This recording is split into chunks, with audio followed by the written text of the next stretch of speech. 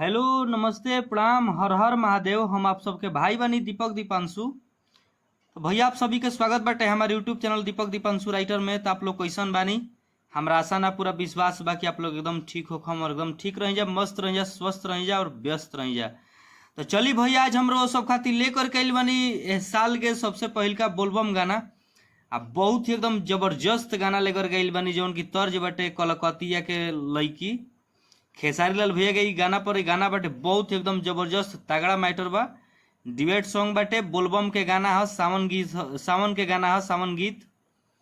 और इस साल का भी पहिलका गाना से शुरुआत करतनी रहुआ सबके। तो हमरा आशा ना पूरा विश्वास बा कि गाना ई मैटर जौन बाटे लिखले बानी जौन गाना आप सबके बहुत एकदम बेहद पसंद आई, अच्छा लगी। और आप सबके प्यार सपोर्ट, प्यार दुलार, प्यार और आशीर्वाद अपने भाई दीपक दीपांशु के और इस चैनल के ढेर सारा आप लोग दे हम जा।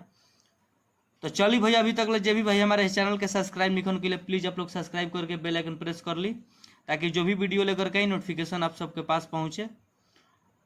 और वीडियो अच्छा लगी तो प्लीज़ भैया आप लोग से रिक्वेस्ट बाटे कि जैसे आप लोग हर एक वीडियो के हर भाई लोग के सब कोई का आप लोग इसे सपोर्ट करनी है, प्लीज़ आप लोग ये भी वीडियो को और अपने भाई के भी सपोर्ट करब जा। और आप लोग एक एक लाइक और अपन एक एक कमेंट करके जरूर बतलाइब जा कि हाँ ये गाना ये मैटर लागल कैसन। तो चली डिबेट गाना बारो सबके ज़्यादा देर ना कर तो हम मुखड़ा के डमी करके सुनावत तनी। और जे भी भाई के हमसे पर्सनल गाना लिखवावे के होखी, म्यूजिक बनवावे के होखे, तो भाई हमारे नंबर पर संपर्क कर सकतन। हमारी नंबर डिस्क्रिप्शन बॉक्स में वीडियो के स्क्रीन पर सभी जगह मिल जाई।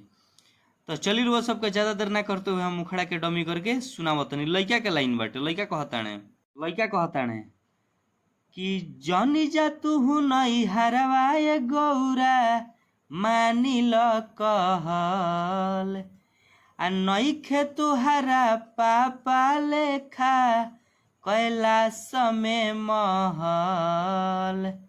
फिर लगी कहताड़ी कि बबुआ गणेश के लेके आ हम जात बानी बरसे सावन के पानी चुए ठोपे ठोपे पलानी, बरसे सावन के पानी चुए ठोपे ठोपे पलानी, बरसे सावन के पानी।